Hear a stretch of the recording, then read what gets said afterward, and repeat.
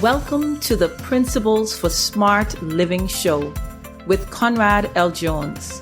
Here we talk about 5 things vitally important to smart living, which we call the Life Mastery Matrix.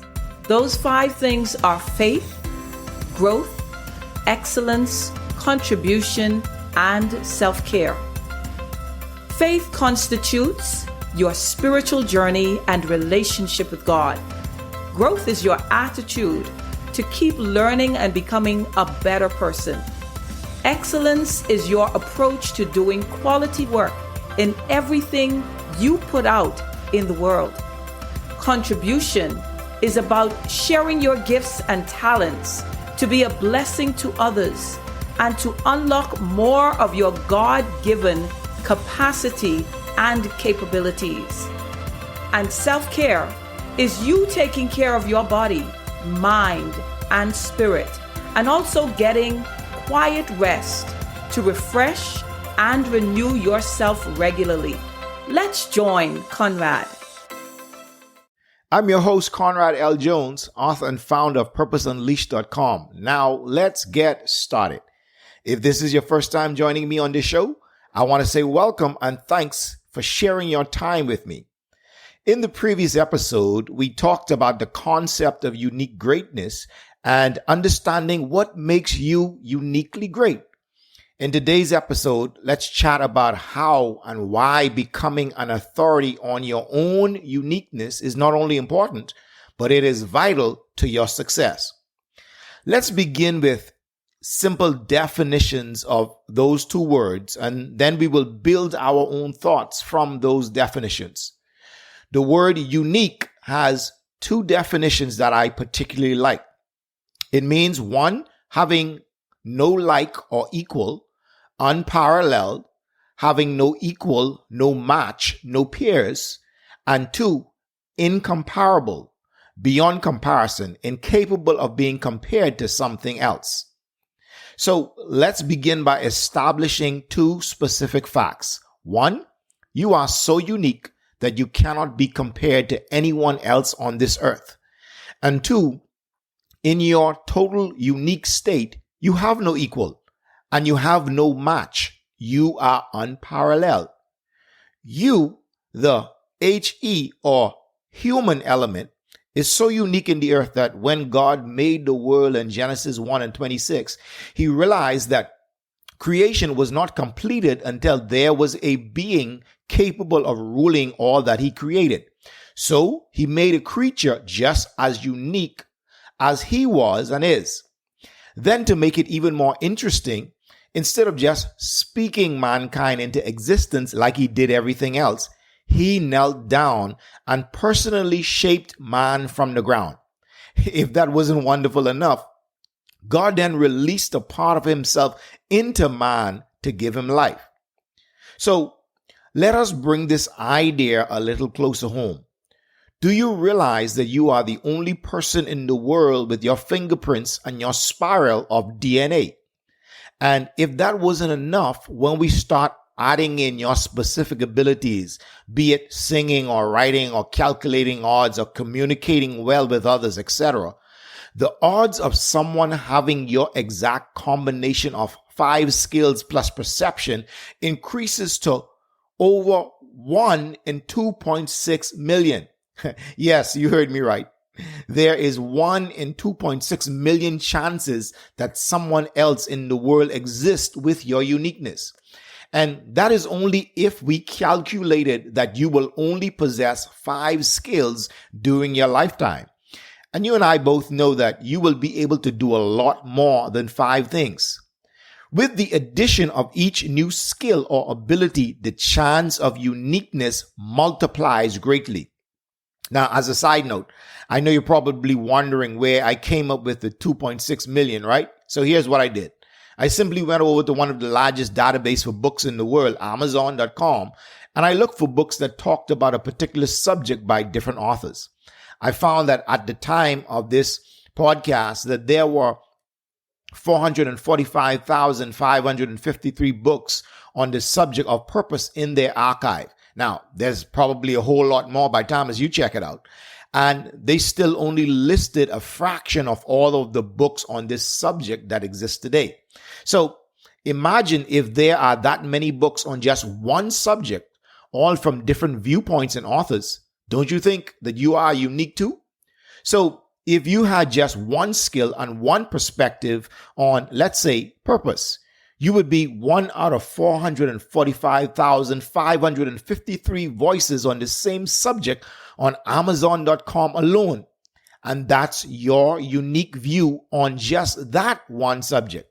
Now, if you had 6 unique views on life, taking the same figure, your view would be 6 times 445,553, which equals 2.673 million. It's kind of like putting a string of letters together to form words. You know, you and I both know that there are 26 letters in the English alphabet, but how many words can you make from those 26 letters? So much so that there are entire books that contain nothing more than words. We call them dictionaries and thesauruses. And please don't get me started on the number of words that can be formed from other languages that don't even exist in English. The word database in this world is massive. Okay, let's not get caught up too deeply in the numbers. That's not really our focus right now. I just wanted to illustrate a point to you. So what am I getting at? What I'm getting at is that you have so many different abilities, and yes, other people on this planet have some of those same abilities too. But what makes you different is your specific combination of abilities and ideas that you use to create things in your life. If we had run out of unique combinations of abilities and ideas in our world, then you and I would never see another new product or idea being presented ever again.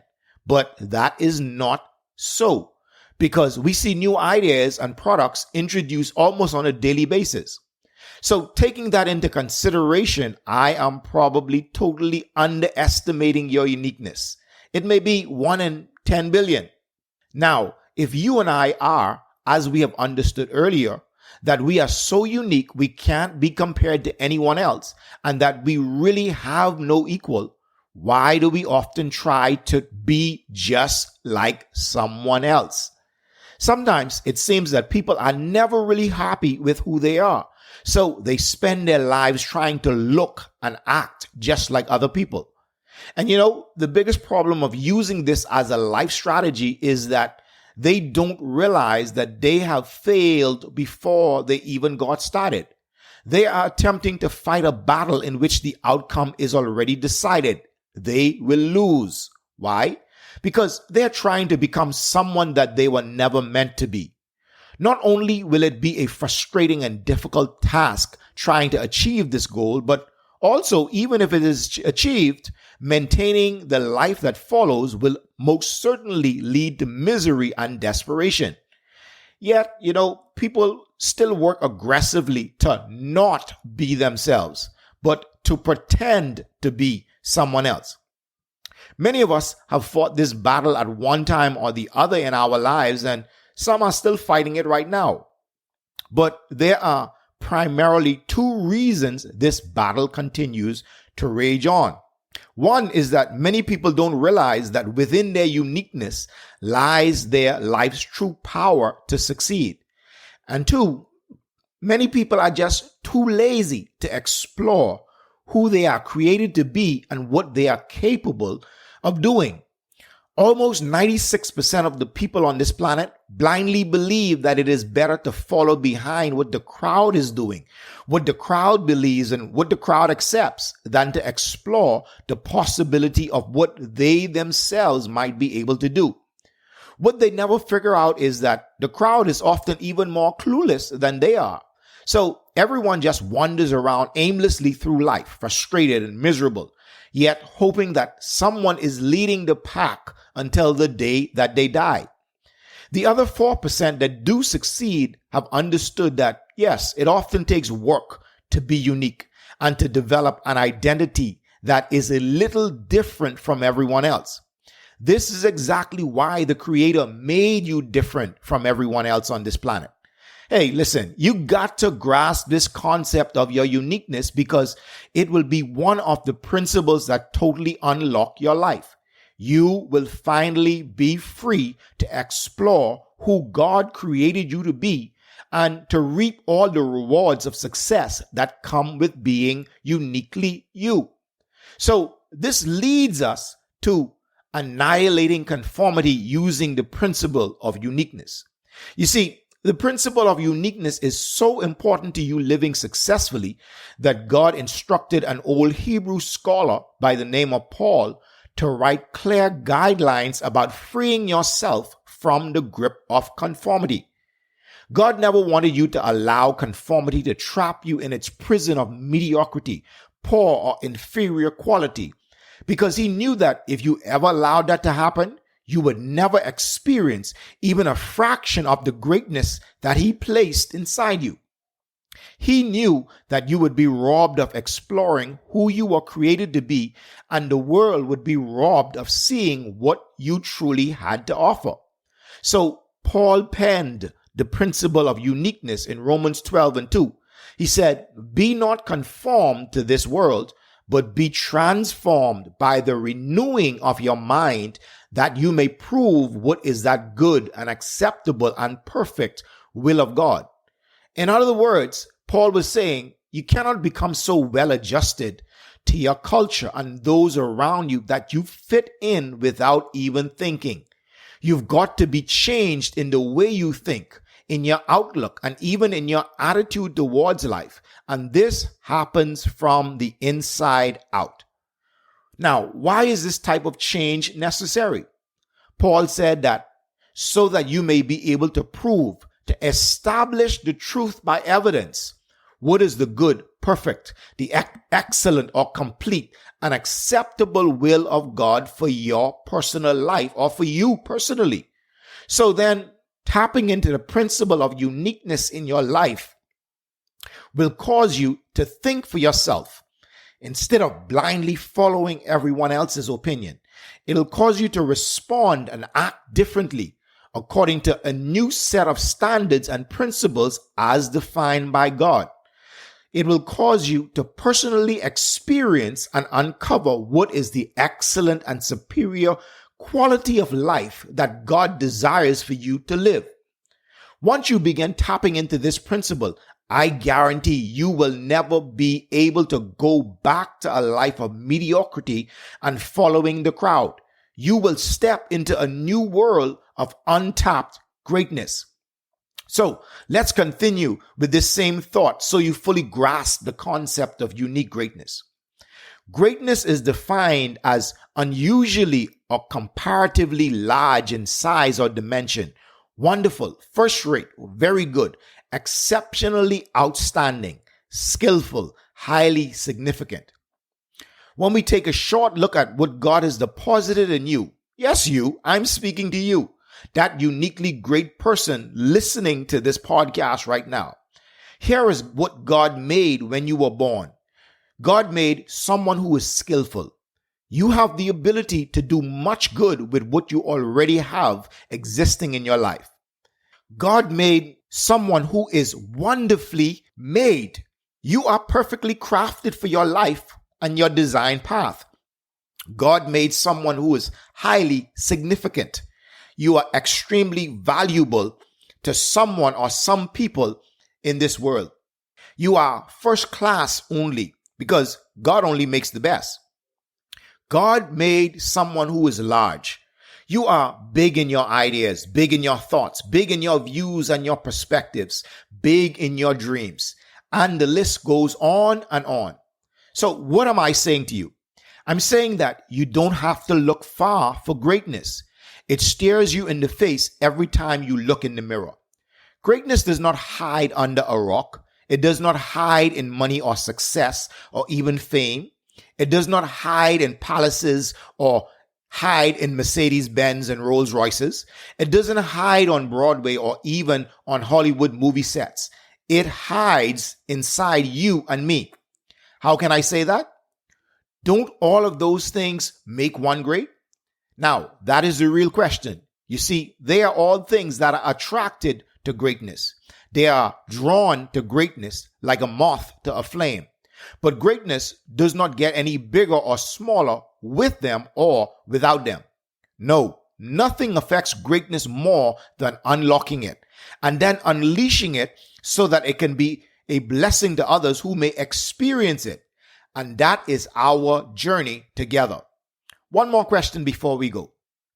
How good is the cure for cancer or AIDS if it sits in silence in the back of some scientist's brain? Wouldn't it be useless to anyone that needs it? Now imagine what would happen if that same cure is tested, refined, developed, and released to the world. Wouldn't it become one of the greatest things that happened during this century? Of course. Now think about the same scientist after sharing the cure. Do you think he or she would be living in a mansion, driving a BMW, flying in a private jet, or cruising on a luxurious yacht? Where would you say his greatness came from? You are absolutely right. His greatness would have come from him developing and releasing those ideas to the world that created the cure for those diseases, right?